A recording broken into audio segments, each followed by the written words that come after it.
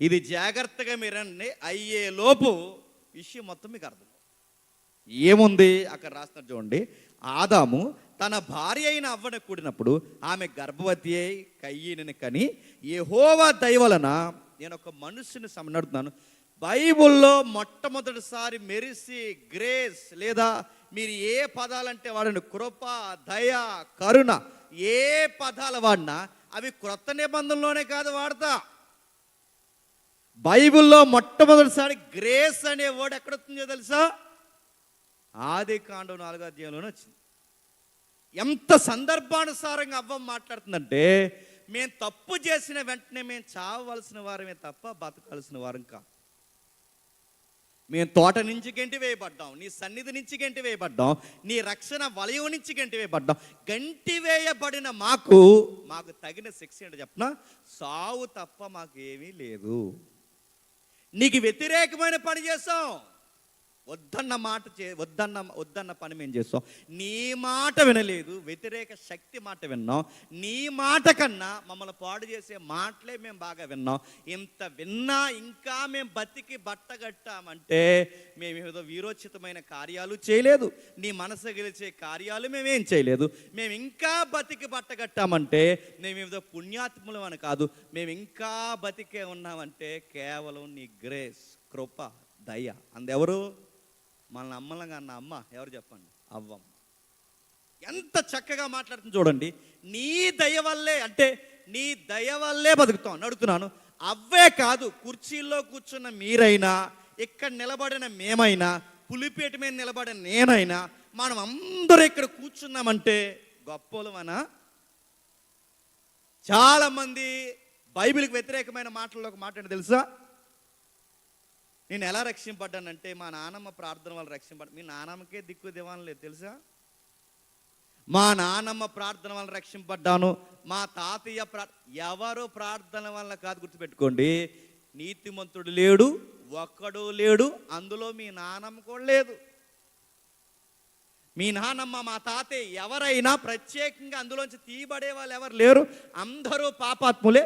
పాపాత్ములమైన మనం, మీరు గుర్తుపెట్టుకోండి, ఎంతగా మనం జాగ్రత్తగా మనం చూస్తే ఈ స్థితిగతులు మనకు అర్థమవుతున్నాయి. కూర్చోడానికి మీకు అర్హత లేదు, నిలబడ్డానికి నా అర్హత లేదు. మరి ఇంకా మీరు కూర్చున్నారంటే పిల్లలు కన్నారు, కాపురాలు చేస్తున్నారు, జీవితాలు ఉన్నాయి, చదువులు చదువుతున్నారు, ఇంకా ఇక్కడ కూర్చుని ఉన్నారు, నడుతున్నారు. ఉదయం లేచింది మొదలుకొని సాయంత్రం వరకు ఏం దేవుణ్ణి ఎక్కిరించిన పనులు చేయకుండా ఉన్నామా? నేను అడుగుతున్నాను. ఈయన వినికిడి బాగోదు, చూసే చూపు బాగోదు, మాట్లాడే మాట బాగోదు, అక్కడ వరకు ఎందుకు? 10 రూపాయలు సంపాదించే విధానం, సంపాదన బాగోదు, అక్కడ వరకు ఎందుకు? ఎదుటోళ్ళ కోసం ఎప్పుడైనా పొట్ట చించితే మంచి మాటలు వచ్చే మనకి. ఆ కాపురానికి పేర్లు పెడతాం, ఈ కాపురానికి పేర్లు పెడతాం, వీడికి పేరు పెడతాం, వాడికి పేరు పెడతాం. ఎక్కడైనా సరే మనకి మంచి లక్షణాలు ఉన్నాయి లేవు, అయినా ఇంకా బతుకున్నామంటే పుణ్యకార్యాలు చేశామా? ప్రభు కోసం ఏమైనా ప్రాణత్యాగాలు చేశామా? ఇంకా బతుకున్నామంటే కారణం ఏంటో తెలుసా? అవ్వ ఆదాములు అంత తప్పు చేసినా బతుకున్నారంటే దానికి కారణం కృప. ఈరోజు నువ్వు అక్కడ కూర్చుని నేను ఇక్కడ ఉన్నానంటే మనకు కూడా ఉన్నది కృప. ఈ కృప అనే పదం క్రొత్త నిబంధన ఎక్స్ప్లెయిన్ చేయక మునిపే ఆదికాండంలోని పదం ఉద్భవించింది. ఇలా ఉంది బైబిల్. గుర్తుపెట్టుకోండి. ఏంటి బైబిల్? ఏంటి దీని కథనం? ఏంటి దీని కథాంశం? ఏంటి దీని ముగింపు? ఏంటి అసలు దేవుడు అంటే? దీని యొక్క అర్థాలు ఏంటి? కయ్యేనిగడ యొక్క కాన్సెప్ట్ ఇంత డీటెయిల్గా ఎందుకు రాయించాడు? ఇదంతా తెలియాలి అంటే మీరు జాగ్రత్తగా అబ్జర్వ్ చేస్తే మనం ఎలా బతకాలో మనకు అర్థమవుద్ది. ఈ పాయింట్ కనుక ఈ నైట్ మీకు అర్థమైతే, మీరు వ్యవసాయకులైతే మీ పంటలు అదిరిపోతాయి. మళ్ళీ చెప్తున్నాను, మీరు ఉద్యోగస్తులైతే మీ ఉద్యోగం రాబడి బాగుంటుంది, మీరు ఆర్థిక పరిస్థితులు అయితే మీ ఆర్థికంగా దీవం పడతారు, మీకు పిల్లలు ఉంటే మీ పిల్లలు మీకు కలిసి వస్తారు. ఎప్పుడు? అర్థమైతే. ఇవన్నీ మీకు జరగాలంటే, మీ గుడారానికి ఏ తెగులు రాకుండా ఉండాలి అంటే, మీ పిండి పిసుకు తొట్టులో పిండి తరగకుండా ఉండాలి అంటే, మీకు ఆత్మీయ భౌతిక ఈవులు సందర్భానుసారంగా తృప్తికరంగా దేవుడు మీకు అనుగ్రహించాలి అంటే, సూత్రం మళ్ళీ మళ్ళీ చెప్తున్నాను, ఏదో విషయం ఉంది, అది నీకు అర్థమైతే దాన్ని నువ్వు పాటిస్తే మళ్ళీ ఏదేనో వనం లాంటి జీవితం అరకొరో ఎంతో కొంత మనం అనుభవిస్తాము. చూద్దాం ఒకసారి.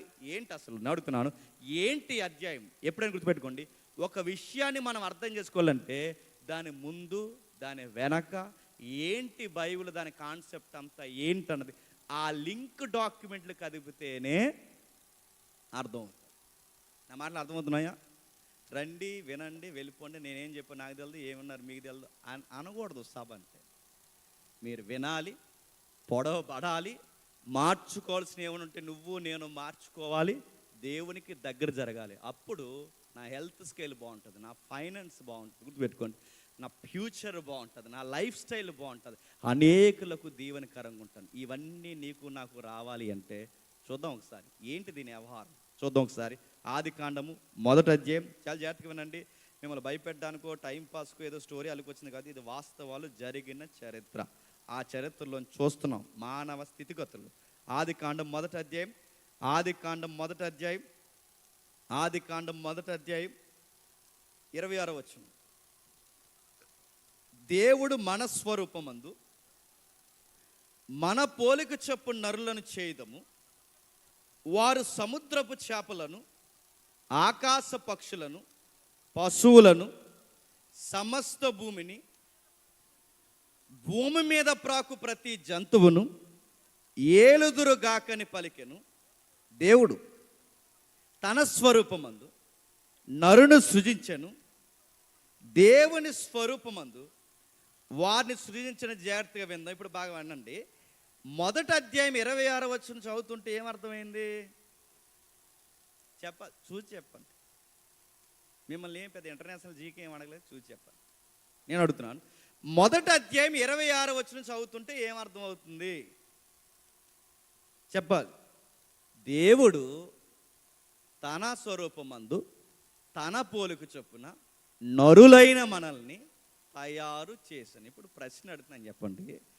తన పోలిక చొప్పున తన స్వరూపమందు దేవుడి నరులను తయారు చేసిన బైబిల్ ఇంత క్లెయిమ్ చేస్తుంటే ఆయన పోలిక అంటే ఏంటి? ముఖ్యాంశాలు మరోసారి చెప్పండి. ఆయన పోలిక అంటే ఏంటి చెప్పాలి. ఫోన్ చేశారా? చెప్పండి. ఆయన పోలిక అంటే ఏంటి? నేను అడిగితో సభలో అన్నారు, ఇదిగో ఇదే అన్నా. సోషల్ టెక్స్ట్ బుక్ డెఫినేషన్ చెప్పకు. సోషల్ టెక్స్ట్ బుక్లో మనిషి అంటే ఏంటంటే తల, మొండెము, కాళ్ళు, చేతులు. ఇది సోషల్ టెక్స్ట్ బుక్, మనం చదువుకున్న చిన్నప్పుడు సోషల్ టెక్స్ట్ బుక్. అది చెప్పకు. దేవుని స్వరూపం అంటే నీ డిక్షనరీ వద్దు, నీ టెక్స్ట్ బుక్ వద్దు, మన సైన్స్ బుక్ వద్దు. దేవుని స్వరూపం అంటే ఒకవేళ ఇదే అవుట్లుక్కే అనుకుంటే అందరం ఒకలా ఉన్నామా? నల్లగా ఉన్నాం, తెల్లగా ఉన్నాం, పొట్టుగా ఉన్నాం, పొట్ట వేసుకుని ఉన్నాం, బట్ట వేసుకుని ఉన్నాం, బక్కలా ఉన్నాం, రకరకాలుగా ఉన్నాం. ఇన్ని రకాలు. ఇప్పుడు 2000 మంది ఉన్నారు, 1000 మంది ఉన్నారు, నాకు తెలియదు. కానీ ఇన్ని వేల మందిలో దేవుడు ఏ రకంగా ఉంటాడో, పొట్టుకుంటాడా, పొట్ట వేసుకుని ఉంటాడా, బక్కలా ఉంటాడా, పొడవుగుంటాడా, బట్ట వేసుకుని ఉంటాడా, ఎలా ఉంటాడు? ఇలా ఎలాగూ ఉంటాడు. దేవుడు ఇలా ఉండడానికి ఆయన మెటీరియల్లో లేడు, పదార్థంలో లేడు, ఇలా లేడు. ఎవరైనా దేవుడు నాకు కనబడ్డాడంటే అతని మెటీరియల్తో దేవుణ్ణి పోలుస్తున్నాడు. దేవుణ్ణి మెటీరియల్తో పోలుస్తున్నాడంటే ఐడల్ వర్షిప్, విగ్రహంలోకి దేవుణ్ణి చొప్పిస్తున్నాడు అని. అది పాపం. గుర్తుపెట్టుకోండి. నేను ఒక ఆయన అడిగాను, నేను చాలా కాలం నుంచి అడిగాను కరోనా టైంలో, చాలా టైంలో. ఆయనకి మాట్లాడితే దేవుడు కనబడిపోతుంటాడు, మాకు కనబడివాడు కాదు. బాధేసి ఒక రోజు అడిగేసాను, నీకు మాట్లాడితే కనబడిపోతున్నాడు దేవుడు, మాకేం కనబడట్లేదు ఏంటని. ఒకసారి ఎలా కనబడతాడు ఏంటని అడిగాను. అసలు ఎలా ఉన్నాడని దేవుడు అని అడిగితే ఆయన మాట అన్నాడు, సామంసాయిగా ఉన్నాడంట. మరి ఎవరిని చూసాడో ఏటో దేవుడు అడుగుతున్నాను. ఇంతకు ఇలాంటి రాంగ్ పోర్ట్రేట్ చేసే టెస్టిమనీల పేరిట పులిపేట మీద ఎందుకు మాట్లాడుతున్నారు చెప్పనా? దేవుడి నేచర్ ఏంటో తెలియదు, దేవుని వ్యక్తిత్వం, ఆయన ఉనికి, ఆయన ప్రజెన్స్, ఆయన ఉన్న యూనివర్స్ యొక్క లెవెల్స్ ఏంటో మనకు తెలియకే బైబిల్ని ఇలాకాలో అంటే మన లోకల్ పరిధిలో మనం అర్థం చేసేసుకుంటున్నాం కనుక ఆ టైమ్ లైన్స్ని, ఆ యొక్క స్థితిగతుల్ని, ఆ హిస్టరీని, ఆ జోగ్రఫీని అర్థం చేసుకోవడం మనకు రావట్లేదు కనుక మన పరిధిలో మనకు అర్థమైనట్టు దీన్ని అర్థం చేసుకోవడం వల్లనే ఆయన ఏంటో ఆయనగా మనకు అర్థం అవ్వట్లేదు. ఇప్పుడు అడుగుతున్నాను, ఆయన స్వరూపం అంటే అక్కడ చూసి చెప్పండి. అక్కడ ఉంది ఆన్సర్, అక్కడ చూసే చెప్పండి. మన స్వరూపమందు మన పోలిక చొప్పున నరులను చేయుదుము, వారు సముద్రపు చేపలను, ఆకాశ పక్షులను, పశువులను, భూమి మీద పాకు ప్రతి జంతువును ఏలుదురుగాకని. అక్కడ ఉందో చెప్పండి, ఆన్సర్ చెప్పండి, చూసి చెప్పండి. దేవుని పోలికంటే శరీర పోలిక కాదు, మరి దేవుని పోలికంటే చెప్పండి. మీరు సంతూరు మమ్మీలా చూడకండి, చెప్పండి చెప్పండి. దేవుని పోలికంటే ఏంటి చెప్పాలి. చాలామంది అంటారు ఆత్మ అంటారు, అక్కడ లేదు అలా. ఒకవేళ మనం దేవుని పోలిక ఆత్మ పోలిక అయితే మనకి ఏముండకూడదు, మనం ఆత్మలాగా ఉండాలి, అలా ఎగురుతూ తూరేగల్లాగా. ఉన్నామా? ల్యాండింగ్లో ఉన్నాంగా. దేవుని పోలికంటే అక్కడ చెప్తున్నాడు, దేవుని పోలికంటే అంటే రిప్రజెంట్, దేవుడికి రిప్రజెంట్, ప్రతినిధి. దేవుని పోలికంటే అక్కడ ఉంది. దేవుని పోలికంటే అక్కడ చెప్తున్నది ఏంటంటే, దేవుడు ముల్లోకాల్ని ఏలుతున్నాడు అన్నది ఎంత వాస్తవమో బాగా వినాలి. అక్కడ ఉంది, దేవుడు ముల్లోకాల్ని ఏలుతున్నాడు అన్నది ఎంత వాస్తవమో, మనల్ని ఎలా పుట్టించాడంట, ఏలాలి.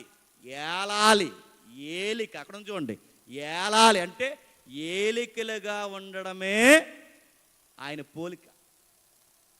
ఏలికలుగా మెయింటెనెన్స్. ఇంకా చెప్పాలి అంటే ఇంత యూనివర్స్ని మెయింటైన్ చేయడమే దేవుని పోలిక.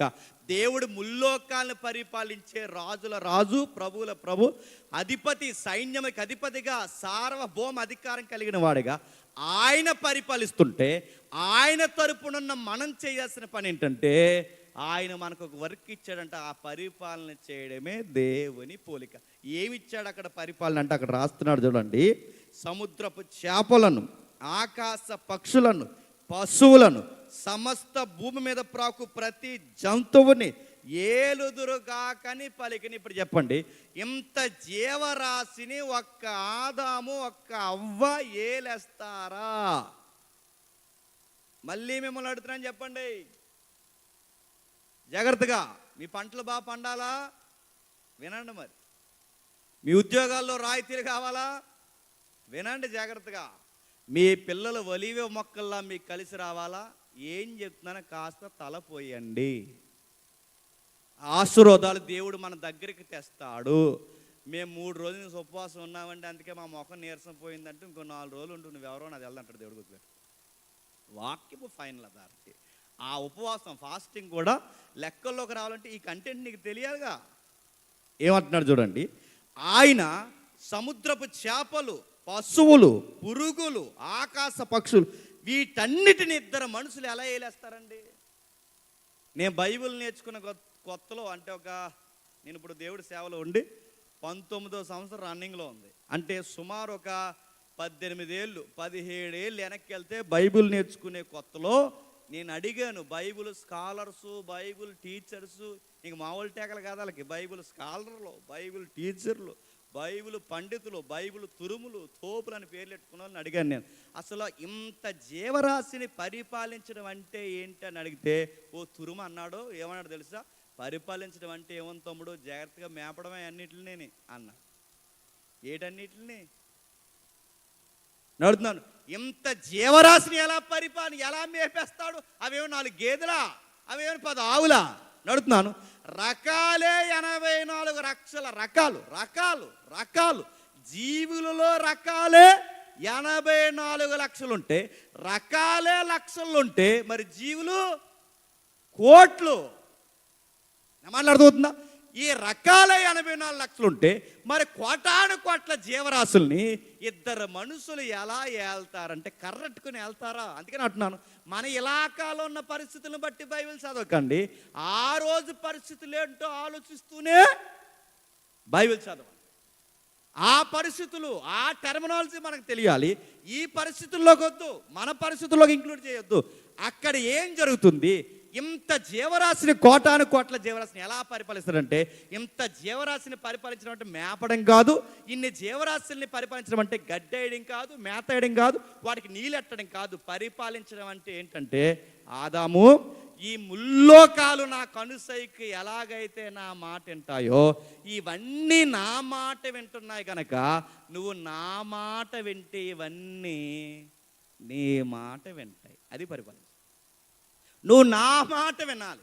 నువ్వు నా మాట వింటే నీ మాట వింటాయి. నిజంగా వింటాయంటే వింటాయి. దానియేలు దగ్గర సింహాలు నోర్లు మూసే అంటే కారణం ఏంటి చెప్పిన? దానియేలు దేవుని మాట విన్నాడు. నోవహు దగ్గర జతలు జతలు జతలు ఎడ్లు, జతలు జతలు జీవులు వచ్చి నోవహు మాట వింటున్నాయంటే నోవహు ఎవరి మాట వింటున్నారు? దేవుడి మాట వింటే నోవహు దేవుని మాట వింటే జీవులు నోవహు మాట ఉన్నాయి. దానియేలు దేవుని మాట వింటే దానియేలు మాట సింహాలు విన్నాయి. యెహోషువ దేవుని మాట వింటే సూర్యచంద్రులు యెహోషువ మాట విన్నాయి. మోసే దేవుని మాట వింటే ఎర్ర సముద్రం మోసే మాట ఉంది. ఇశ్రాయేలు దేవుని మాట వింటే యెరికో గోడలో ఇశ్రాయేలు మాట విన్నాయి. ఈ యూనివర్స్ మన మాట వినాలి అంటే మనం దేవుని మాట వినాలి. తమ్ముడు ఇదేదో అరుస్తుంది, కొంచెం చూడు. ఇది ఏదో అయింది అనుకుంటా. మనం దేవుని మాట వింటే ఇవన్నీ మాట వింటాయి. అందుకే అంటున్నాను, మన పంట మన మాట వినాలి అంటే, మన పిల్లలు మన మాట వినాలి అంటే, మన సంసారం మన అండర్లో ఉండాలి అంటే మనం ఎవరి మాట వినాలి? దేవుని మాట వినకపోతే ఈ యూనివర్స్ లేదా ఈ నేచర్ మన కంట్రోల్లో ఉండదంటే ఉండదు. ఆదాము తప్పు చేస్తే మొట్టికాయలు ఎక్కడ పడ్డాయండి? భూమి పండదు అన్నాడు. ఆదాము తప్పు చేస్తే భూమి పండదు, నేల పండదు, చెట్టు పండదు. గుప్పెడి మెతుకులు దొరకడానికి ముఖానికి చెమట పడుతుంది. మట్టి నుంచి వచ్చా కనుక మట్టి అయిపోయే వరకు కష్టపడతావు అన్నాడు. ఎందుకు చెప్పండి? మాట వినలేదు. ఇప్పుడు కూడా మీరు చూడండి, నేను చాలా మెసేజ్లు చెప్పిందే మళ్ళీ మీకు చెప్తాను. ఇలా చెప్పినందుకు నన్ను ట్రోల్ చేసినా చెప్తాను, మళ్ళీ చెప్తున్నాను విన్నా. ఎందుకంటే ఎప్పుడు మీరు చూడండి, మనుషులు దేవుని మాట వినకపోతే యూనివర్స్ మాట వినదండి. మనిషి మాట వినదు. మీరు కావాలంటే చూడండి, ఏలియాని పిలిపించాడు. ప్రభుత్వం సరిగ్గా పరిపాలించట్లేదు. సరిగ్గా పరిపాలించకపోతే నువ్వు సిస్టమ్ సరిగ్గా ఫామ్ చేయకపోతే ఈ సిస్టమ్ నీ మాట ఎందన్నాడు ఏలియా. ఈ సిస్టమ్ నీ మాట వినాలంటే నువ్వు సరిగ్గా నడిపించు గవర్నమెంట్ నువ్వు సరిగ్గా నడిపించకపోతే, గవర్నమెంట్ సరిగ్గా నడవకపోతే, ఇదిగో ఈ ప్రకృతి నీకు 3.5 సంవత్సరాలు చెప్పండి వర్షం పడదన్నాడు. ఈ రోజుకి ప్రభుత్వాలు కానీ మనుషులు కానీ మనుషులున్న ఏ రకాలకు సంబంధించిన ఆడ మగ అటు ఇటు కానీ ఎవరైనా కానీ దేవునికి భయపడకపోతే పడే వర్షాలు పడవు. ముఖ్యాంశాలు చెప్పనా? కొన్ని ప్రభుత్వాలు వస్తే వర్షాలు పడవు. ఏ ప్రభుత్వాన్ని అడగండి, ఇంకంతే సంగతులు. ఇంకా కొన్ని ప్రభుత్వాలు వస్తే కోనసీమ మునిగిపోద్ది. ఆ ప్రభుత్వం ఏంటని అడగండి, పడవల మీద తిరగడమే. ఇంకా నా మాట మీకు అర్థమవుతుందంటే ప్రభుత్వానికి ప్రకృతికి, మనిషికి పంటకి, మనం చేసే పనులకి ప్రకృతి అభివృద్ధికి లింకులు ఉన్నాయా లేదా? ఉన్నాయి. అది చెప్తున్నాడు ఆదాంకి. ఏమనంటే పరిపాలించడం అంటే నువ్వు నా మాట వింటే ఇవన్నీ నీ మాట వింటే. ఇప్పుడు బాగా వినండి, ఇంత జీవరాశి ఎందుకు, వాటిని పరిపాలించడం ఎందుకు, అవన్నీ లేకుండా ఆ చెట్ల మధ్య ఇద్దరినే పెట్టేస్తే బంతుల్లాగా ఇద్దరు తిరుగుతురా. మళ్ళీ కుక్క ఎందుకు, నక్కెందుకు, సింహం ఎందుకు, పిల్లి ఎందుకు, పెట్టేందుకు?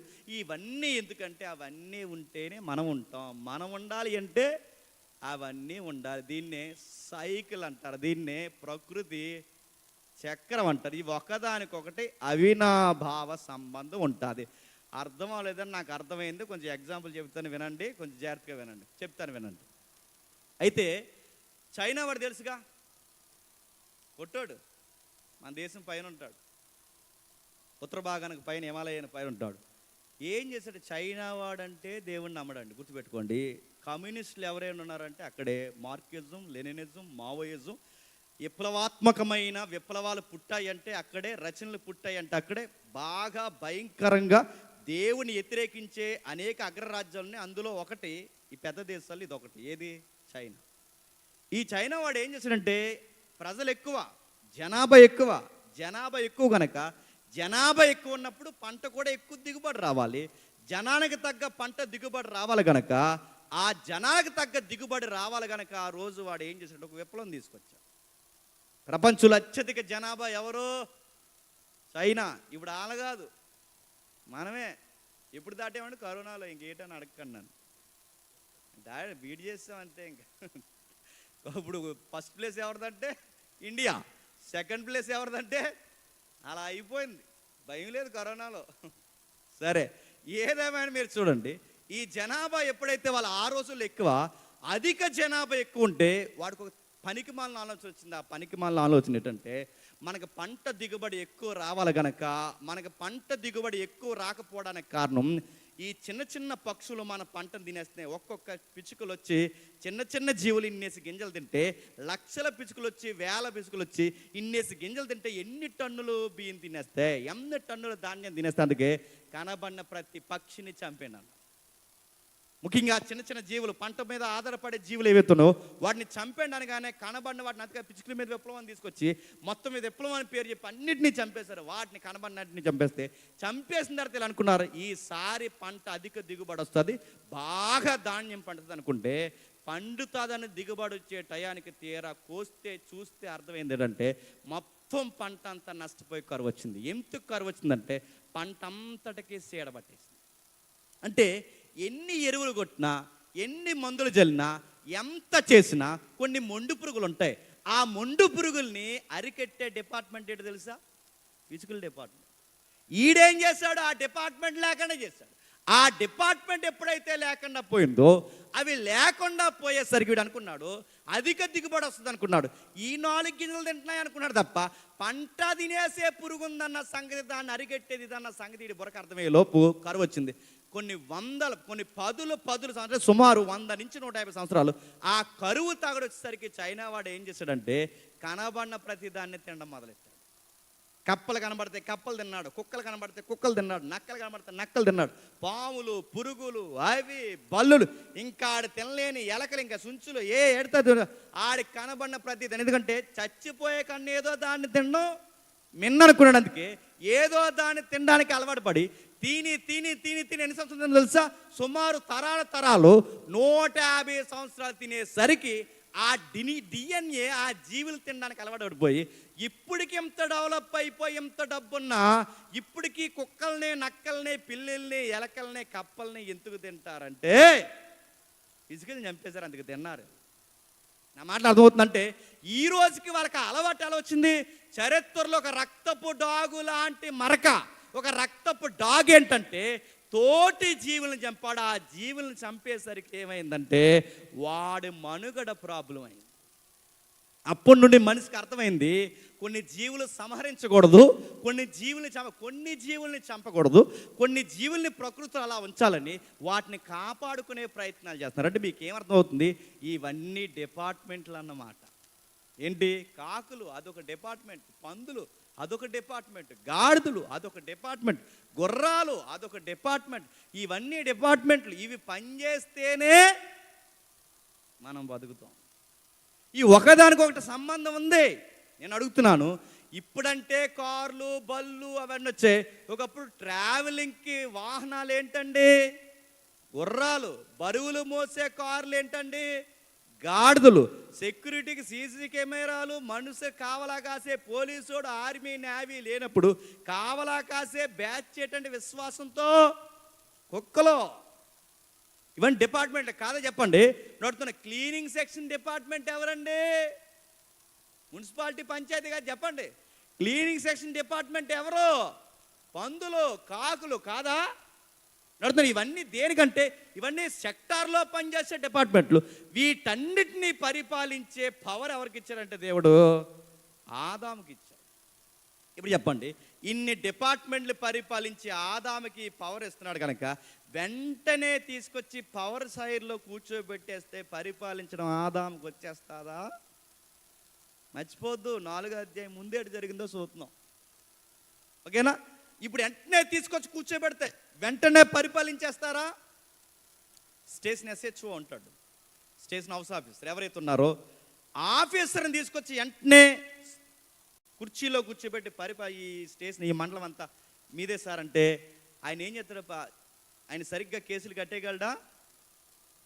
స్టేషన్ ఆఫీసర్ ఆయన అవ్వాలి అంటే ఆయన ఆఫీసర్ జాబ్ కొట్టిన ట్రైనింగ్ పీరియడ్ 2 సంవత్సరాలు ఉంటుంది. ఆ 2 సంవత్సరాల్లో పార్ట్ 1 అంటే ఏంటి, పార్ట్ 2 అంటే ఏంటి, దాని ముందు కంప్లైంట్ ఏంటి, దాని తర్వాత ఎఫ్ఐఆర్ ఏంటి, దాని తర్వాత సిడి ఫైల్ ఏంటి, దాని తర్వాత ప్రొసీజర్ కోర్ట్ ఏంటి, సిఆర్పిసి ఏంటి, అదేంటి ఇదేంటి, ఆర్టికల్ అంటే ఏంటి, దీనికి ఎంత అట్రాక్ట్ అవుద్ది, సీన్ ఆఫ్ అఫెన్స్లో సీన్ ఎలా చూడాలి, ఇవన్నీ తెలియాలంటే హోంగార్డ్ ఉద్యోగం దగ్గర నుంచి పై ఉద్యోగం వరకు ఈయన 2 ఏళ్ళు నేర్చుకుంటే కానీ కుర్చీలో కూర్చోబెట్టరు. ఇప్పుడు మళ్ళీ అడుగుతుంది చెప్పండి, ఒక కలెక్టర్ జిల్లాకి అధికారి, కలెక్టర్ గారి ఉద్యోగం ఏంటండి? మార్నింగే వచ్చి గ్రీన్ టీ తాగి 2 బిస్కెట్లు తిని మధ్యాహ్నం ఉండి లేకపోతే వెళ్ళిపోయి సాయంత్రం వస్తే వచ్చి లేకపోతే పోతే, ఇంకా రేపు నేను వస్తే నాకు ఇంట్రెస్ట్ లేదంటే జిల్లా బాగుంటుంది, అమ్మేయడం ఇంక జిల్లా. అలా ఉంటారా కలెక్టర్లు? అలా ఉండరు, అలా ఉండకూడదు. అలా ఉంటే గవర్నమెంట్ ఒప్పుకోదు. ఏంటి కలెక్టర్ ఉద్యోగం అంటే ఏంటంటే, ఒక ఐపీఎస్, ఐఏఎస్, ఐపీఎస్ క్యాడర్లో ఉన్నవారు, ఎస్పీ కానీ కలెక్టర్ కానీ వాళ్ళ యొక్క ఉద్యోగం ఏంటి మీరు చూడండి. డిపార్ట్మెంట్ బాగా వినాలి. జిల్లాలో ఉన్న ప్రతి డిపార్ట్మెంట్ ఎలా పనిచేస్తుందో చూసే పవరే కలెక్టర్ గారు. మెడికల్ ఎలా పనిచేస్తుంది ఆయన అండర్లోనే ఉంటుంది, గుర్తుపెట్టుకోండి. పోలీస్ డిపార్ట్మెంట్ ఆయనకి చెక్ చేసే పవర్ ఉంటుంది. మున్సిపాలిటీ, పంచాయతీ, అది ఇది ప్రతి డిపార్ట్మెంట్ని అన్నిటినీ చూసే పవర్ ఎవరికి తెలుసా?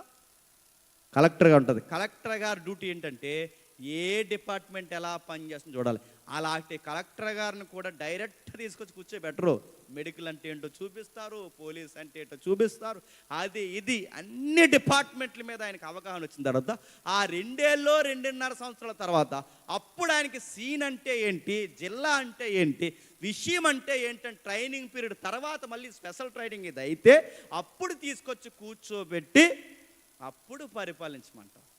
ఇది మీకు అర్థమైతే ఈ డిపార్ట్మెంట్లు అన్నిటి మీద పవర్ఫుల్ పర్సన్గా మనకి కలెక్టర్ కనబడితే ఇన్ని డిపార్ట్మెంట్ల మీద అధికారి ఎవరో తెలుసా? ఆ రోజు ఆదాము అవ్వ. ఇప్పుడు చెప్పండి, డైరెక్ట్గా తీసుకొచ్చి పరిపాలించమంటాడా? ఆయన నోటిఫికేషన్లో సెలెక్ట్ అయ్యాడు ఆదాము. ఏంటి? ఇదిగో నువ్వు పరిపాలించాలి, కానీ ఈ పరిపాలించాలంటే ట్రైనింగ్ అవసరం. ట్రైనింగ్ స్టార్ట్ చేశాడు. ఎక్కడ? ఒక్కసారి చూడండి ఆదికాండము, త్వరగా ఆదికాండం చాలా జాగ్రత్తగా విందాం. ఆదికాండము 2వ అధ్యాయం 7వ వచనం. ఆదికాండము 2వ అధ్యాయం, ఇంకా మీకు బాగా అర్థం కావాలంటే 8వ వచనం చూద్దాం. ఆదికాండము 2వ అధ్యాయం 8వ వచనం. దేవుడైన యెహోవా తూర్పున ఏదెనులో ఒక తోట వేసి తాను నిర్మించిన నరుణ్ణి దానిలో ఉంచి. ఇప్పుడు బాగా, దేవుడైన యెహోవా తూర్పున ఏదైనా తోట వేసి తాను నిర్మించిన నరుణ్ణి దానిలో ఉంచి. ఇప్పుడు ప్రశ్న అడుగుతున్నాను, చెప్పండి.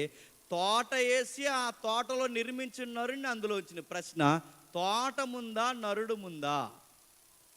చెప్పాలి, మళ్ళీ చెప్పండి. తోట ముందా నరుడు ముందా?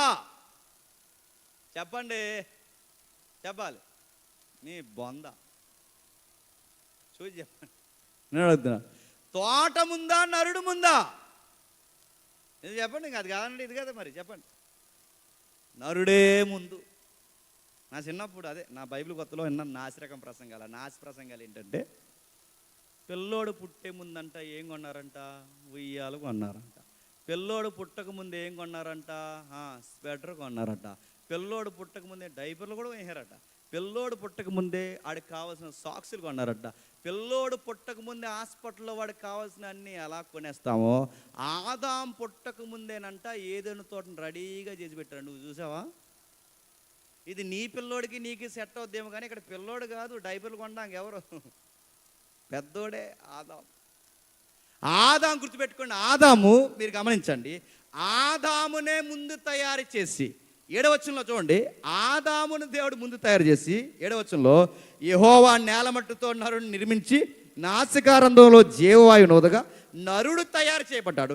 తయారు చేయబడిన నరుణ్ణి తూర్పున ఏదైనా తోట వేసి తాను నిర్మించిన, అంటే 7వ వచనంలో నిర్మించిన నరుణ్ణి ఎక్కడ తీసుకొస్తాడు చెప్పండి? అంటే తోట దగ్గరికి తీసుకొచ్చే సమయానికి తోట లేదు, నరుణ్ణి తీసుకొస్తున్నాడు. ఆ నరుణ్ణి తీసుకొచ్చి తోట ముందు నిలబెట్టి నరుడు చూస్తుండగా తోటలో పనులన్నీ ఆదాముకి చూపిస్తున్నాడు. ఎందుకు? ట్రైనింగ్. ట్రైనింగ్ ఎలా ఇస్తున్నాడు తెలుసా? ఆదాము వెళ్ళరా, ఆ జంతువులు పేర్లెట్టు. ట్రైనింగ్.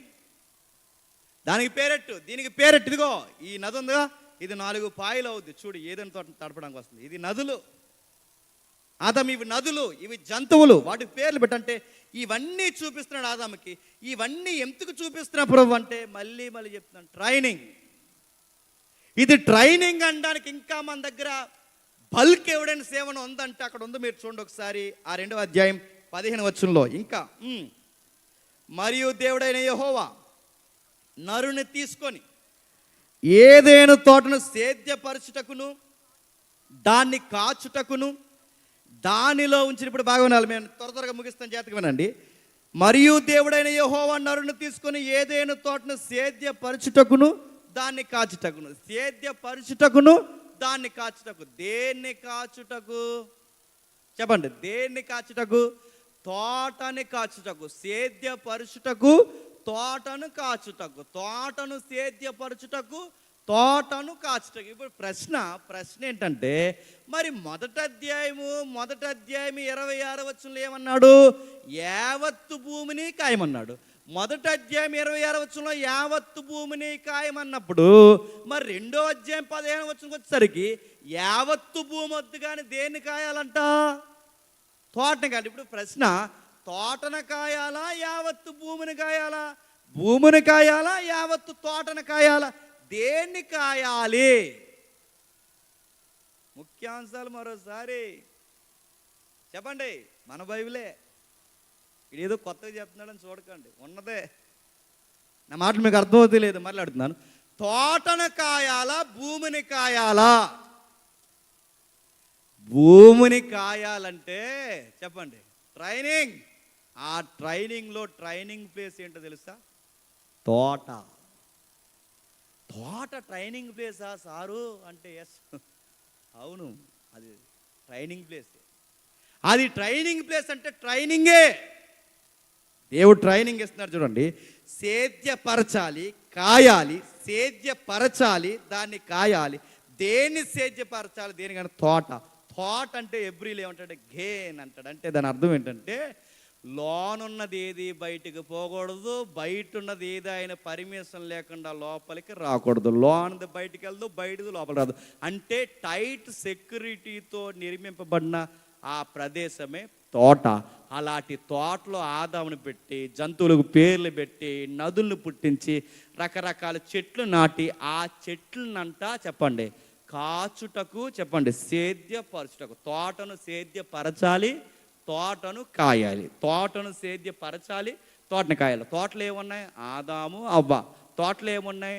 జంతువులు ఉన్నాయి. తోటలు ఏమున్నాయి? చెట్లు ఉన్నాయి. దేన్ని సేద్యపరచాలంటే చెట్లను సేద్యపరచాలి. జాగ్రత్తగా ఉండండి, ఇక్కడే మనకు దేవుని మనసు మనకు అర్థమవుద్ది. తోటలో చెట్లను సేద్యపరచడం అంటే, ఆ సేద్యపరచడం అనే దగ్గర బైబిల్లో దేవుడు వాడిన పదం ఏంటంటే అభాండ్ అంటాడు. మీకు అర్థమైపోయినా అర్థమైనట్టు చూడండి, ఎదరికి వెళ్ళేసరికి అన్నీ అర్థమవుతాయి. అభాండ్ అంటే మీరు గమనించండి. అభాండ్ అంటే ఒక పిల్లోడిని టయానికి భోజనం పెట్టి, టయానికి నీళ్ళు ఇచ్చి, టయానికి వాడికి కావాల్సినవన్నీ ఎలాగైతే చూసుకుంటామో అలానే చెట్టును చూసుకునే పనిని ఏమంటారు చెప్పిన? అభాండ్ అంట. అంటే ఆదాముకి ఏం పని అప్పగించాడు? బిడ్డను చూసినట్టు చూడాలి. దేన్ని? ప్రతి చెట్టుని. నేను అడిగాను అసలు సేద్యపరచడం అంటే ఏంటని. బైబుల్ స్పెషలిస్టులను అడిగితే ఇలా అన్నారు, పడిపోయిన ఆకులన్నీ సాయంత్రం తుడిసేయమని అంట. నేను అడుగుతాను, వీళ్ళు ఎక్కడ చదివారేట అంటే దేవుని కృపను బట్టి థియాలజీ ఒకటి తగిలింది కాబట్టి సరిపోయింది, కానీ లేకపోతే మనం కూడా ఏం తుడిచేద్దాం చెప్పండి.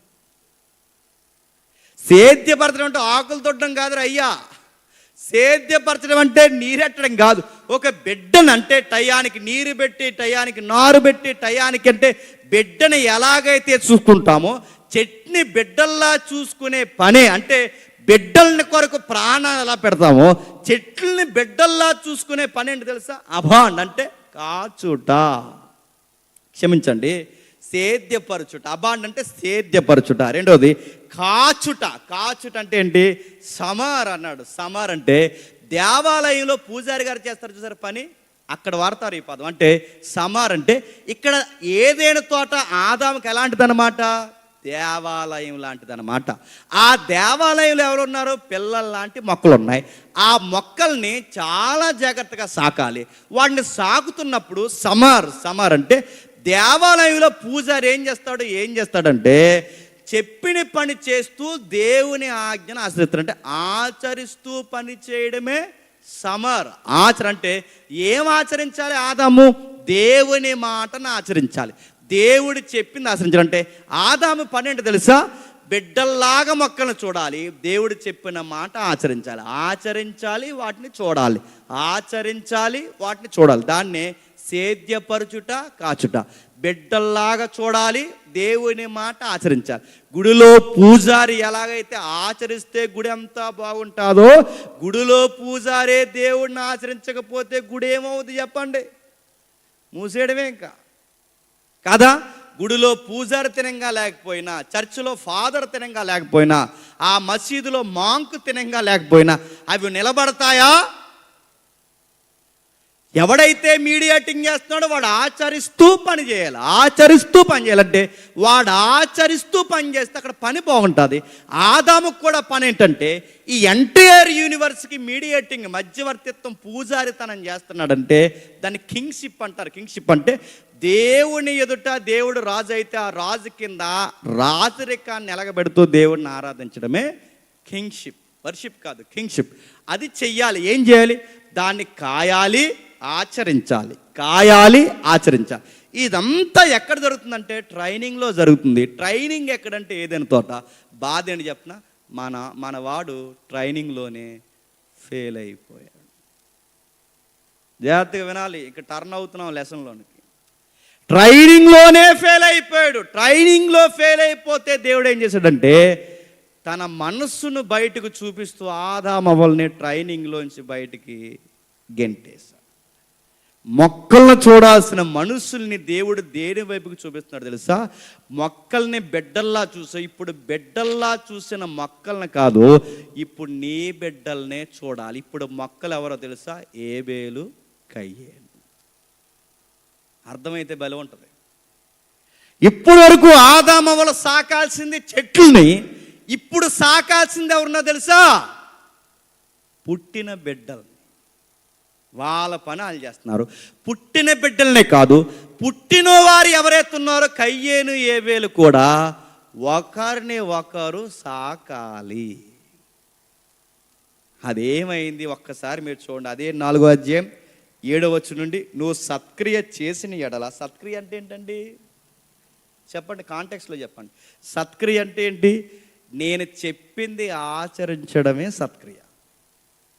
ఏం చెప్పావు? మీ నాన్నకి ఎలాంటి బాండింగ్ అయితే ఇచ్చాను, నువ్వు కూడా అది బాండింగ్ మెయింటైన్ చేయాలి. నువ్వు సత్క్రియ చేస్తే తలెత్తుకుంటావు, సత్క్రియ చేయకపోతే తలదించుకుంటావు. సత్క్రియ చెయ్యి అని చెప్తున్నాడంటే అన్నిసార్లు దేవుడు సత్క్రియ చేయని దేవుడు కయ్యేన్ని మోటివేషన్ చేస్తున్నాడంటే భవిష్యత్తు ఎరిగిన దేవుడికి వీడు నెక్స్ట్ సత్క్రియ చేయడు, చెత్తక్రియ చేస్తాడని దేవుడికి ముందే తెలుసు కనుక చెప్తున్నాడు. వీడు నెక్స్ట్ వాళ్ళ తమ్ముడిని చంపేస్తాడని తెలిసే దేవుడు ఏమంటాడు తెలుసా? సత్క్రియ చెయ్యని ఎందుకు చెప్తున్నాడు? నెక్స్ట్ చేయబోయే ఘోరం ఏంటో ఆయనకి ముందే తెలుసు. మరి దేవుడు ఆపొచ్చుగా అంటే దేవుడు ఏది ఆపడు. జీవ మరణాలు మన ముందే పెడతాడు, మంచి చెల్లి మన ముందే పెడతాడు. నిర్ణయం నీదే అని చెప్తాడు. దేవుడు ఎప్పుడు ఎవరు ఫ్రీడమ్ అని ఆపడు. మంచి నిర్ణయం తీసుకోవాలన్నా నీ చేతుల్లో ఉంటుంది, చెడు తీసుకోవాలన్నా నీ చేతుల్లో ఉంటుంది. రెండు నీ ముందెట్టి డిసైడ్ నువ్వే అంటాడు. అంతే. ఇక కయ్యని చెప్తున్నాడు మంచి చేయి. మంచి చేయించడు దేవుడు మంచి చేయించడు, మంచి చేయమని చెప్తాడు. చెడు చేయమని చెప్పడు, చెడు చెయ్యొద్దు అని చెప్తాడంటే మంచి చెడు రెండు ముందెట్టి కయ్యని చెప్తున్నాడు. మంచి చేయి, సత్క్రియ చేయి అంటే సత్క్రియ చేయలేదు, తమ్ముని చంపేశాడు. చంపేసిన తర్వాత దేవుడు అడుగుతున్నాడు ఏమని అడుగుతున్నాడు? నీ తమ్ముడైన ఏబేలు ఎక్కడని కయ్యేను అడగగా కయ్యేను చెప్పండి, నేను ఎరుగను నాకు తెలియదు అని అక్కడితో ఆగిపోతే బాగుందండి. కానీ ఆడేమన్నాడో తెలుసా? నా తమ్ముడికి నేను కావాలి వాడినా. అర్థమైతే అంచనేయండి. నా తమ్ముడికి నేను కావాలి వాడినంటే ఎబ్రీలో ఇందాక మనం చెప్పంగా అబాండ్ సమర్ అంటే ఇందాక 2వ అధ్యాయం 15వ వచనంలో ఏ పదాలైతే దేవుడు ఆదాము దగ్గర వాడాడో అదే పదాలు మళ్ళీ ఎక్కిరించడానికి ఎవరు వాడుతున్నాడో తెలుసా? కయ్యేను గడు వాడుతున్నాడు. వాడు లెక్కలేని తనం ఏంటంటే పొగరు ఎలా ఉందో చూడండి. నీ తమ్ముడైన ఏబేలు ఎక్కడని అడిగితే వాడు అంటున్నాడు, మా అమ్మా నాన్నే తోటన బిడ్డల్లా కాయమంటే మా అమ్మా నాన్నే కాపలా కాయలేదు, నా తమ్ముడిని నేను కాపలా కాస్తానంటే దాని అర్థం ఏంటి? నువ్వు పెట్టినా కాయను. మా అమ్మా నాన్నే కాయలేదు తోటని, మా అమ్మా నాన్నే కాయలేదు. మా అమ్మా నాన్న కావల పని పెడితే వాళ్ళే కాపలా కాయకపోతే నా తమ్ముడికి నేను కావలవాడినా, నువ్వు కావలవాడిగా పెట్టినా నేను కాయను. మా అమ్మ కాయలేదు, మా నాన్న కాయలేదు, ఇప్పుడు నేను. నీకేమర్థమవుతుంది? నా తమ్ముడికి కావలవాడిని అన్న మాటలో మరొక ఆన్సర్ ఉంది చెప్పనా? మనం ప్రతి పొరుగు వాడిని చెప్పండి కాయాలి, ప్రేమించాలి. మనం ఎప్పుడు వర్దిల్తాం చెప్పనా? నేను ముగిస్తున్నాను, జాతికి వినండి. కయ్యేనుతో అన్నాడు, నీ ముఖం ఎందుకు చిన్నపోతుంది అన్నాడు. ఎందుకు ముఖంగా చిన్నగా అయిపోతుందండి? కయ్యేనికి ముఖం చిన్నగా అయిపోతుంది. ఎందుకు చిన్నగా అయిపోతుందంటే ఏం లేదు, తనకన్నా తమ్ముడు బాగున్నాడు అంతే, ముఖం చిన్నగా అయిపోయింది. ఈ రోజుకి మనకు ఆ బుద్ధులు ఉన్నాయి లేదా?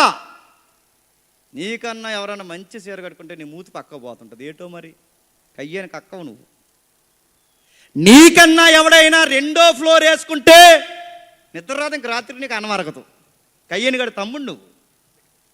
నేను అడుగుతున్నాను, నీకన్నా ఎవరన్నా ఇక్కడ బాగా పాట పాడితే షుగర్ వచ్చేది నీకు. కయ్యేని గడి బామ్మర్దివి. నేను అడుగుతున్నాను, ఇవన్నీ కయ్యాని గడి లక్షణాలు కదా? మనకన్నా ఎవరన్నా బాగున్నా తట్టుకెళ్ళం, మనకన్నా ఎవరన్నా డబ్బులు బాగా సంపాదించినా తట్టుకెళ్ళం, మనకన్నా ఎవరన్నా పొగడబడినా తట్టుకెళ్ళం, మనకన్నా కాస్త రూపాయి దాసాలు ఏమైనా బాగుపడితే ఏమంటే అలా ఎలా సంపాదించారు మాది ఏం తెలుసు నీకు? ఎదుటోళ్ళు సంసారాలకు పేర్లు ఎడతావు, ఎదుటోళ్ళు అందాలకు పేర్లు ఎడతావు, ఎదుటోళ్ళు అందరినీ తక్కువ చేసి మాట్లాడుతావు అని అడుగుతున్నాను. ఈ బుద్ధులన్నీ ఎవడవి? ఒక రూపాయి సంపాదించుకుంటే చూడలేకపోతున్నావు, ఒకడు మంచిగా వండుకుని తింటే చూడలేకపోతున్నావు, ఒకడు వస్తువు కొనుక్కుంటే చూడలేకపోతున్నావు. ఎందుకు చూడలేకపోతున్నావు? ఇవి కయ్యేని గడి బుద్ధి కాదా? మరి మమ్మల్ని ఏం చేయమంటావంటే ఆదాముని మొక్కలను కాయమన్నాడు, కయ్యేన్ని పొరుగు సహోదరుని కాయమన్నాడు. అంటే మన వర్క్ దేవుడు నేర్పిస్తున్నాడు. ఏంటో తెలుసా? నీకు నువ్వే వండుకుని తినేక నిన్ను వలే నీ పొరుగు వాడిని ప్రేమించాలి. ఇది నేర్పిస్తున్నాడు. అదే ట్రైనింగ్లో మొక్కల్ని ఎందుకు ప్రేమించమన్నాడో తర్వాత చేయాల్సిన పని ఏంటంటే మనుషులను ప్రేమించాలి.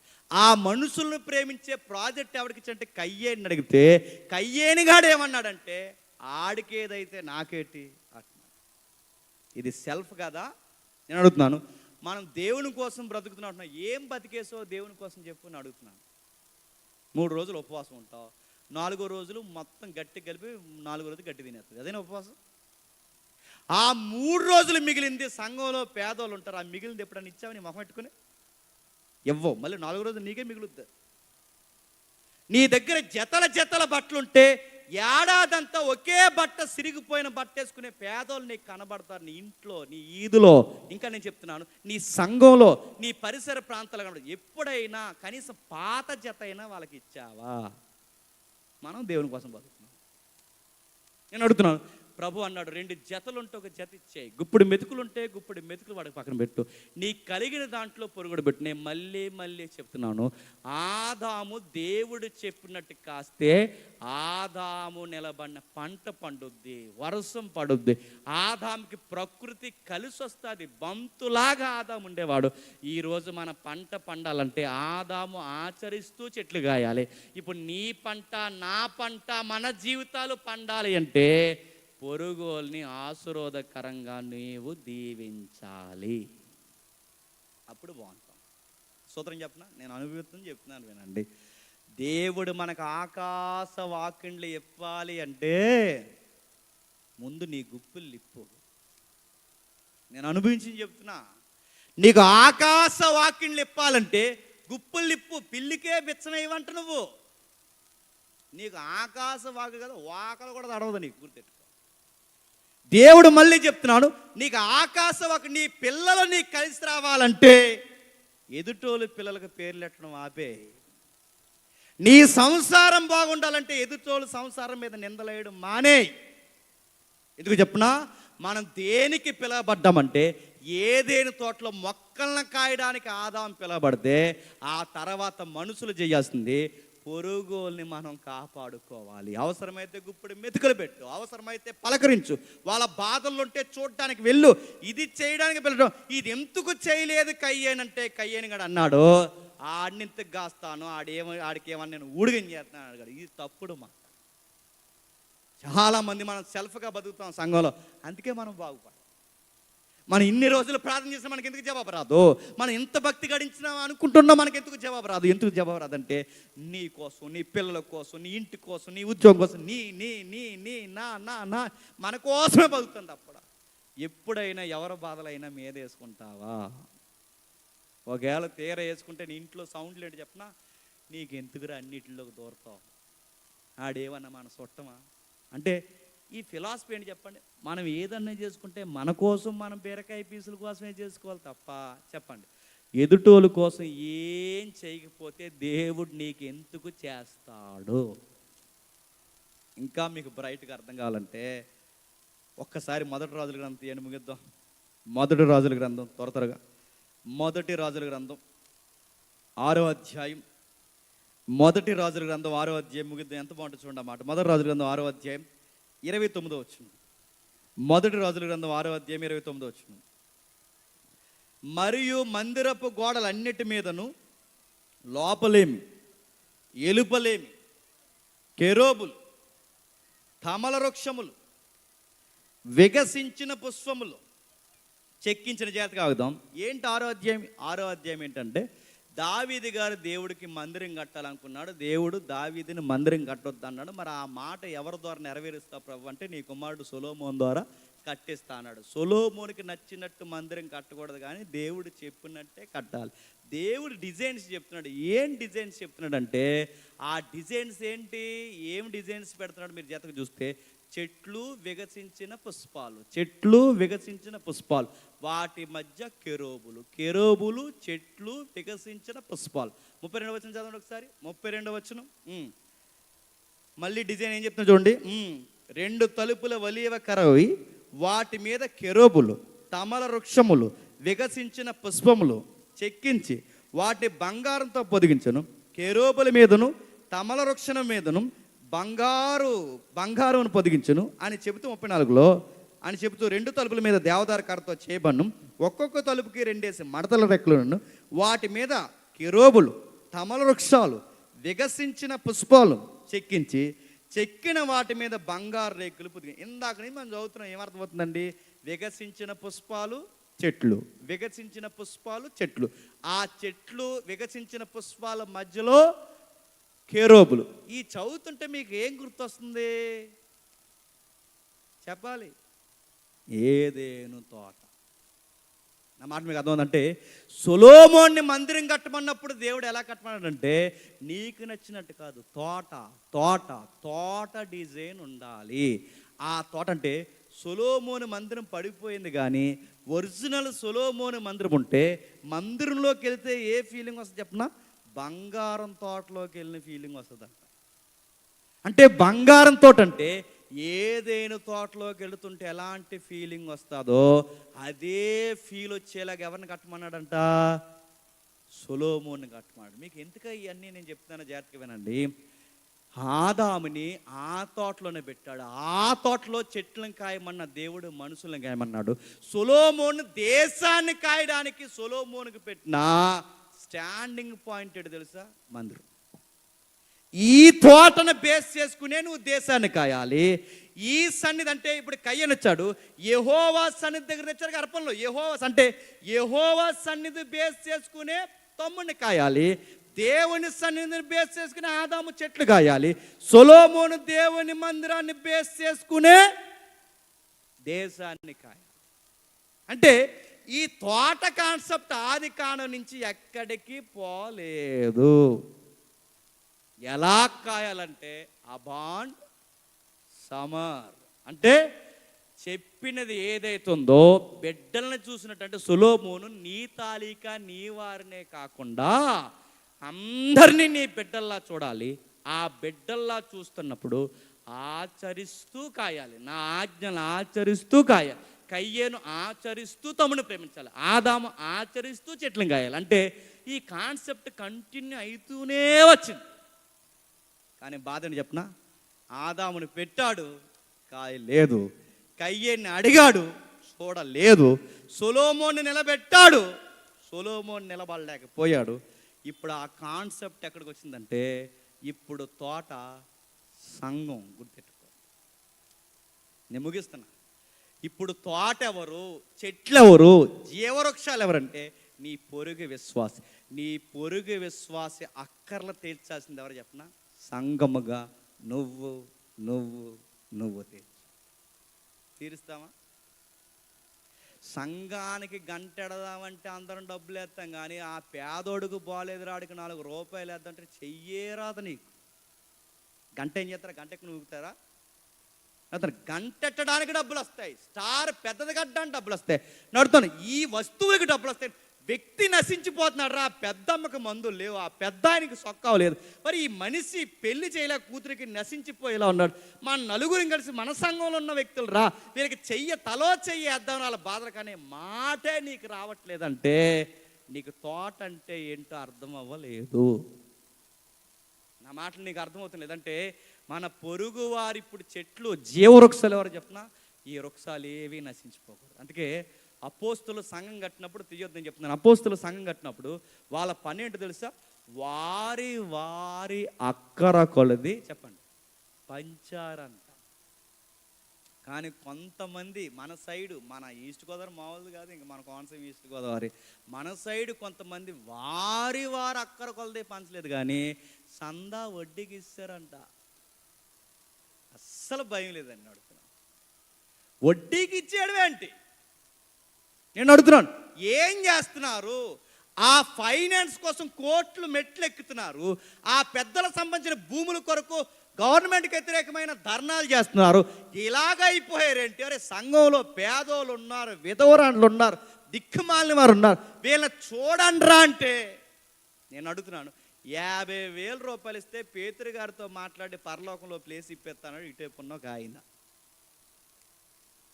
ఇంకేమనాలండి? ఇంకా నా మాట్లాడుతున్నా ఏంటి సంఘం అంటే, ఏదేను తోటలో ఆదాము చెట్లను కాయాలి, కయ్యేను తమ్ముడిని కావాలి కాయాలి, సొలొమోను దేశాన్ని కాయాలి. ఇప్పుడు మన పని ఏంటి చెప్పనా, మన ఏలే పని ఏంటి చెప్పనా, మన సంఘంలో ఎవ్వరు ఏ లోక సంబంధమైన శ్రమలో నశించిపోకుండా ఒకరి బాధలు ఒకరు మనం చెప్పండి మొయ్యాలి. నిజంగా చెయ్యాలి, ఇదంటే ఇది చెయ్యాలి. నేను ఈ మాట అంటున్నాను ధైర్యంగా, ఏమైనా పర్లేదు, కానీ నేను ఆ మాట అంటున్నాను. నేను ముగించే ముందు,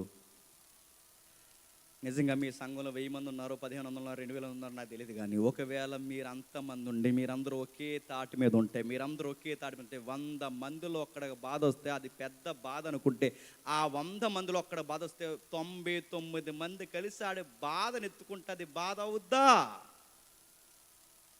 10 మంది మీరు సంఘంలో ఉంటే 10 మందిలో 9వ వాడికి బాధ వస్తే 9 మంది కలిసి ఆ 9 మందికి ఆ 10వ వాడు బాధ ఎత్తుకుంటే అది బాధ అవుద్దా? నేను ఈ మాట అంటున్నాను, ఏమనుకోకండి. మీలో మనలో యూనిటీ వస్తే ఎమ్మెల్యే చుట్టూ దేకాల్సిన పని ఉండదు. మళ్ళీ చెప్తున్నాను, రాజకీయ నాయకులు మనకి ఎరగదీస్తున్నాం, ఎందుకంటే మనలో యూనిటీ ఉంటే నడుతాను. ముందు వచ్చినోడు ఎరగదీసింది ఏమి లేదు, ఇప్పుడు వచ్చినోడు ఎరగదీసింది ఏమి లేదు. మనకి ఎవరు ఏమి చేయరు. యేసు ప్రభు భూమి మీదకి వచ్చేంత వరకు క్రైస్తవులకి న్యాయం జరగదు. మీరు న్యాయం ఎక్స్పెక్ట్ చేయకండి. ఈ భూమి మీద మనకు కలిసి వచ్చే చట్టాలు రావు. నేను మళ్ళీ చెప్తున్నాను, ఆది సంఘం నుంచి ఈ రోజు వరకు ఏ ప్రభుత్వం అయినా సరే సంఘాన్ని కుదురుగా వండిచ్చిందా? ఆ 7 సంఘాల చరిత్ర మీరు చదవండి, నలిపేసిన సంఘం. నేను అడుగుతున్నాను, అక్కడ పరిగెట్టకండి, ఇక్కడ పరిగెట్టకండి. మనకు బాధ వస్తే మీరే యూనిటీగా నిలబడండి. మనం ఒక చైతన్యంతో నిలబడితే, మనం ఒక కర్తవ్యంతో, మన గురుతర బాధ్యతగా మనం నిలబడితే, మనలో ఒక బాధ వస్తే మనమందరం ఐకమత్యంగా ఉంటే, ఎమ్మెల్యే దగ్గర మనం వెళ్ళడం కాదు, చెప్పండి, ఎమ్మెల్యే గారే మన దగ్గరకు వస్తారు. సిగ్గుండదు మనకి. ఎంత సిగ్గుండదు చెప్పనా? వీళ్ళందరు కలిసి ఈడు అలా పోతుంటాడు అక్కడికి, నువ్వెందుకు పోతుంది? సిగ్గు ఇలాంటి బ్యాచ్ ఉండడం వల్లే రోగమైపోతున్నావు. ఈడుంటే ఆడుంటాడు, ఆడుంటే యూనిటీగా ఉండవు. ఆ సంఘమైన ఈ సంఘమైన ఒక యూనిటీగా ఉండు, ఖచ్చితంగా ఉండు. ఆ వారి అక్కర్లు ఎలాగైతే క్రైస్తవం తీర్చిందో, రోమా ప్రభుత్వం పెద్ద ఎత్తున జెండా క్రైస్తవం మీదకి ఎత్తితే 3,000 మంది ఒక్కటిగా ఉండి వారి అక్కర కొలది వారక్కలు వాళ్ళు తీర్చుకున్నారు తప్ప రోమా ప్రభుత్వం ఏమైనా మెతుకు పెట్టింది వాళ్ళకి? ప్రభుత్వంతో సంబంధం లేకుండా బతికారు. అలానే ప్రభుత్వాలను వ్యతిరేకించమని కాదు, ప్రభుత్వాలను దొలిమాడమని కాదు. కానీ గుర్తుపెట్టుకోండి, ప్రభుత్వాల కొరకు ప్రార్థన చేస్తాం, అధికారుల కొరకు ప్రార్థన చేస్తాం, మంచి పరిపాలన రావాలని ప్రార్థన చేస్తాం. కానీ ప్రభు మీద ఆధారపడతాం తప్ప రాయితీల మీద మాత్రం మనం చెప్పండి ఆధారపడకూడదు. ఇది సంఘంలో జరగాలని దేవుడు కోరుకున్నాడు. అందుకే 4వ అధ్యాయంలో ఆగిపోయిన ఆ విజన్, 4వ అధ్యాయంలో ఆగిపోయిన ఆ భారం ఫిలిప్పీ పత్రిక 2వ అధ్యాయంలో చెప్తాడు. ఏమని చెప్తాడు చూడండి ఒకసారి, ముగించేద్దాం. ఫిలిప్పీలకు రాసిన పత్రిక ముగిద్దాం. ఫిలిప్పీలకు రాసిన పత్రిక 2వ అధ్యాయం 3, 4, 5 వచనాలు చదువుదాం. ఫిలిప్పీలకు రాసిన పత్రిక 2వ అధ్యాయం 3, 4, 5 వచనాలు. కక్ష చేతనైనను వృధాతిశయము చేతనైనను ఏమీ చెయ్యక, తన కయ్యేను దేని వలన చంపేసాడండి? కక్ష. మన సంఘంలో ఉండకూడదు ఏంటండి? కక్ష. జరిగిందే చెప్తున్నాను, నేను కిట్టించట్లేదు. మొన్న మధ్య క్రిస్మస్లో కేకులు కట్ చేస్తారు కదండి, కేకులు. ఆ కేక్ కట్ చేసినప్పుడు పాస్టర్ గారు పాపం కట్ చేశారు. మంచి అయినా ఆ పాస్టర్ గారు ఇలా కట్ చేస్తే, ఆ కట్ చేసి మరి కుడి చేత్తు కదండి కేక్ పట్టుకుని, ఎడ చేత్తు పట్టుకోరు కదా, కుడి చేత్తు పట్టుకుని కుడివైపు ఉన్న వాళ్ళకి పెట్టాడు. అంతే అండి. ఇటేపు ఉన్న పెద్దలు పెట్టారు, నీ పెద్దలు దిగి వెళ్ళిపోయారు. అదేంటి రండి అంటే, వాళ్ళకి పెట్టారు కదా పెట్టుకోండి అన్నారు. అదో కక్ష. కేక్కే కోపం ఇస్తారా అని అడుగుతున్నారు. కేక్ కోపం ఇచ్చేస్తారు, పాంప్లెట్ మీద పేరు అయిపోతే కోపం ఏం చేస్తారు అడుగుతున్నాను. ఇది సంఘమా? ఆటో యూనియన్కి దీనికి తేడా ఉందా? సంఘం అంటే చెప్పిన గుర్తుపెట్టుకోండి, మనల్ని ప్రేమించకపోయినా మనమే సంఘాన్ని ప్రేమించాలి, మనల్ని అర్థం చేసుకుపోయినా మనమే సంఘాన్ని అర్థం చేసుకోవాలి. నీకెందుకురా సంఘంలో ఉన్న బాధలంటే, ప్రభు అంటున్నాడు అక్కడ, క్రీస్తు యేసునకు కలిగిన ఈ మనసు. అక్కడ ఉంది చూడండి, క్రీస్తు యేసునకు కలిగిన ఈ మనసు. కక్షలొద్దు, విభేదాలొద్దు, ఒకరినొకరు తమ కంటే గొప్పగా, ఇదిగో నాకన్నా గొప్పగా ఇక్కడ అధ్యక్ష చేస్తున్న ఆయన గొప్ప, ఆయన కన్నా గొప్ప మరొక సేవకుడు గొప్ప, ఆయన కన్నా గొప్ప ఆ సేవకుడు గొప్ప, ఈ సేవకులందరికన్నా గొప్ప మన ప్రభు అయిన యేసుక్రీస్తు వారు గొప్ప. ఇలా ఒక్కరినొకరు గొప్పగా ఎంచుకుంటే గొడవలు ఉంటాయా? నువ్వు గొప్ప నేను గొప్ప అంటేనే గొడవలు వస్తాయి. ఒకరికొకరు గొప్ప అంటే కయ్యేని అనుకుంటే బాగున్ను, నాకన్నా నా తమ్ముడు గొప్పడు ప్రభు అంటే గొడవే లేకపోను. ఈరోజు మన మధ్య కూడా గొడవలు లేకుండా ఉండాలంటే ఇందులో ఎవరు ఎక్కువ కాదు, మీరు ఎక్కువ కాదు, నేను ఎక్కువ కాదు, మనందరం సమానం. కాకపోతే నేను చెప్తున్నాను, మీరు అంటున్నారు దిగేసి అంటే మీరు నేను ఒకటే. సంఘంలో సహోదరులమే, అంతే, ఇంతకు మించి ఏమి లేదు. గుర్తుపెట్టుకోండి, ఈ ఐక్యత ఉండాలి. ప్రభు అంటున్నాడు, ప్రభువునకు కలిగిన ఈ మనసు, క్రీస్తునకు కలిగిన ఈ మనసు. ఏ మనసు అంటే, ఆయన ప్రభు అయి ఉండి, దేవుడై ఉండి, ఆయన సర్వోన్నతుడై ఉండి, ఆయన సార్వభౌమ అధికారి అయి ఉండి, భూపతుల అధిపతి అయి ఉండి, మురుకు కాలులతో తిరుగుతున్న శిష్యుల పాదాలకు అడిగేశాడంట. పేతురు పాదాలకు అడిగాడు అన్నది పెద్ద విషయం కాదు, కానీ తను అప్పగించిన శత్రువు పాదాలు కూడా ఆడప్పగిస్తాడని తెలిసినా కడిగాడంటే ఇది క్రీస్తు యేసునకు కలిగిన మనసు. ఈ మనసు మనం కూడా కలిగి ఉండాలి. ఒక మాట నేను చెప్పనా, నువ్వెవడక నచ్చవో ముందు నువ్వు వాడికే చెప్పాలి గుడ్ మార్నింగ్, గుర్తెట్టుకో. నువ్వెవడకి నచ్చవో ముందు మీ ఇంట్లో ఫంక్షన్ జరిగితే వాడికే చెప్పాలి, వాళ్ళకి చెప్పాలి. కానీ మనం ఏం చేస్తాం, ఎక్కిరించేలాగా వాళ్ళకే చెప్పం. మనం చెప్పాలి. అడుగుతున్నాను, మనల్ని ఎవరైతే మన తప్పు లేకపోయినా మనల్ని ఎవరైతే ఇబ్బంది పెట్టారో వాడు సారీ చెప్పక మునిపే మనం సారీ చెప్పాలి. గుర్తుపెట్టు. ఇది ఎందుకంటే క్రీస్తు యేసును మనల్ని అలా అర్థం చేసుకోవడం కాదు, మనమే చెప్పండి. ఇలా ఉంటే ఈ అత్తాకోళ్ళ గొడవలు ఉంటాయా? ఇలా ఉంటే ఈ భార్య భర్తల గొడవలు ఉంటాయా? ఇలా ఉంటే అన్నదమ్ముల గొడవలు ఉంటాయి, ఇలా ఉంటే సంఘ పెద్దల గొడవలు ఉంటాయి, దైవజనుల గొడవలు ఉంటాయి. ఎంత బాగుంటుంది క్రీస్తు యేసును. ఈ వాతావరణం దేవుడు ఎక్కడ చూడాలనుకున్నాడు చెప్పిన, ఏదైనా తోట లోపల చూడాలనుకున్నాడు. ఈ వాతావరణం ఆది కుటుంబంలో చూడాలనుకున్నాడు. ఈ వాతావరణం ఇజ్రాయెల్ దేశంలో సొలొమోను దగ్గర చూడాలనుకున్నాడు. ఇప్పుడు సంఘంలో చూడాలనుకుంటున్నాడు. నేను ముగించేస్తున్నాను. క్రీస్తు యేసునకు కలిగిన మనసు, కయ్యేని గడి మనసు ఏంటంటే ఆడ ముఖం చిన్నగా అయిపోద్ది. క్రీస్తు యేసుకున్న మనసు ఏంటంటే, ఆయన కన్నా ఒక మాట అంటాడు, నా వెనకొచ్చేవారు నాకన్నా గొప్ప కార్యములు చేస్తారు. ప్రభు అట 33 సంవత్సరాలు భూమి మీద ఉన్నప్పుడు ఎవరింట్లోనో పెళ్ళి ఆగిపోతుంటే ఆ పెళ్ళి గౌరవం పోకూడదని ఆ పెళ్ళి పరువు ప్రతిష్టలు ఈయన భుజాల మీద వేసుకున్నాడు. ఈయనకి ఎందుకంటే వాళ్ళ ఇంట్లో పెళ్ళండి ఇది. ఎవరో కుష్ఠరోగులా బయట ఏడుస్తుంటే పెద్దలకి, మోతుబర్లకి, మత నాయకులకి, సహోదరులు కుష్ఠరోగులు అయిపోయిన కనీసం గుప్పడి మెతుకులు పెట్టని ఆ పెద్దలకి లెక్కలేని కుష్ఠరోగుల దగ్గరికి పోయి దావీదు కుమారుడా, దావీదు కుమారుడా